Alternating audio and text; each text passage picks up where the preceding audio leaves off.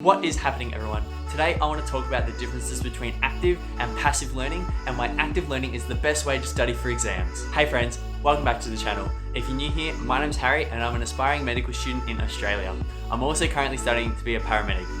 Within this community, we aim to discuss different ways that we can ensure we are living happier, more meaningful lives. Today, I want to give you a brief overview about the differences between active learning and passive learning and the different ways that you can implement active learning into your study. As a quick little preliminary thing though, I just want to mention that this video solely focuses on academic study for exams and is not related to any sort of procedural learning or anything outside of university study. I don't doubt the ability to passively pick up something through idly scrolling. I mean, we've all found that odd Facebook or TikTok life hack that's completely changed our life. I just want to discuss scientifically backed ways that we can improve our ability to study effectively for exams. What this basically means is that active learning revolves around it being learner-centered for the student, whereas passive learning revolves around learning that is centered upon the teacher being the most significant figure in the experience. Active learning involves challenging of ideas and discussion of topics. It requires activation of critical thinking skills and higher order thought processes, whereas passive learning involves active listening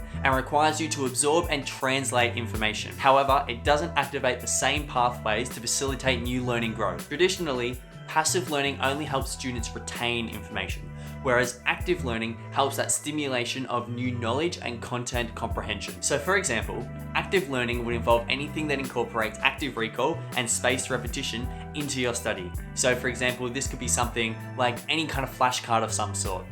Another example would be mind maps. Now, I've never actually really used mind maps myself, but they're pretty good because essentially you just put a central theme in the middle of the page and you just go crazy. You write as much as you can about that topic, you put subheadings and absolute works. And these are really good because it's a self-managed way of actively recalling that information without needing an app or any sort of program whatsoever. Whereas activities such as summarizing, highlighting, rereading notes, and watching YouTube videos are all forms of passive learning. Now, these are actually really hard habits to break because they're so good at making us feel productive and making us feel like we're actually getting a lot out of this activity without actually physically strengthening the connections in our brain that help us form connections to the new information. I mean, who doesn't feel productive binging 15 of Amanda Hasudigan's pathophysiology videos on YouTube? But as I've mentioned in other videos, we want to stimulate these neural connections. We want to stimulate these pathways and we want them to facilitate this new neuron growth so it's much easier to retrieve this information on test day. So suck it up and start using active learning. I've also made a video detailing active recall in much more detail and explaining why it's the best evidence-based way to study for exams. So if you haven't checked it out already, check it out right here because I think you'll get a lot out of it. Also, if you're getting a lot out of this video, make sure to hit that like and subscribe down the bottom. If we're trying to learn in new information, doesn't it make sense to try and activate these critical thinking skills and this higher order processing ability that our brain has the capacity for so that we can further increase and strengthen these neural connections and facilitate better growth and knowledge? I mean, that makes sense, doesn't it? Yeah, no. That makes lots of sense. And comparing this to passive learning, we are able to learn things quicker, we can retain it for longer, ultimately reducing our time that we actually need to study for while still actually probably doing better on exams. Now, I know what you might be saying. If this method is so great, why aren't we utilizing it in all of our classrooms? Well, it may actually be our fault. I found this study that compared active learning with passive learning techniques. And they found that students who engaged in active learning practices and also received 50% less teaching time showed no loss in knowledge acquisition. Despite this, they actually reported to have had less educational value from the class. Now, there are two equally thought-provoking ideas as to why this may be the case. Idea one is that as students throughout our whole learning life, we have become so accustomed and so used to the idea of lecture-style teaching, as in us sitting down in a chair, teacher up at the front of the class, they tell us the content and we write it down, summarize and listen.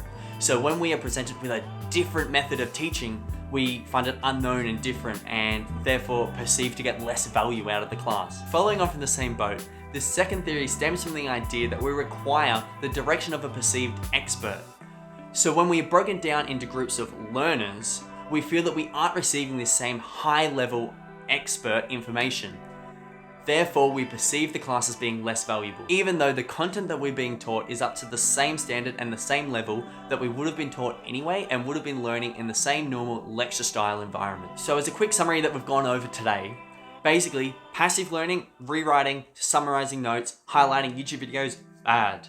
Active learning, flashcards, mind maps, practice exams, and so on, great stuff. And we want to be using this active learning because it allows us to more easily learn content, retain it for longer, and ultimately study more effectively because it reduces the overall time we actually have to study for. If you're getting a lot of value out of this video, friends, make sure to hit that like and subscribe down the bottom and smack that bell too so you get a notification when I post my next video. I've created a playlist just for you that goes over how best to study for exams, and I think you'll get a lot out of it, so feel free to check it out after this video. Leave a comment down below about what your study routine is and how it best helps you study for exams.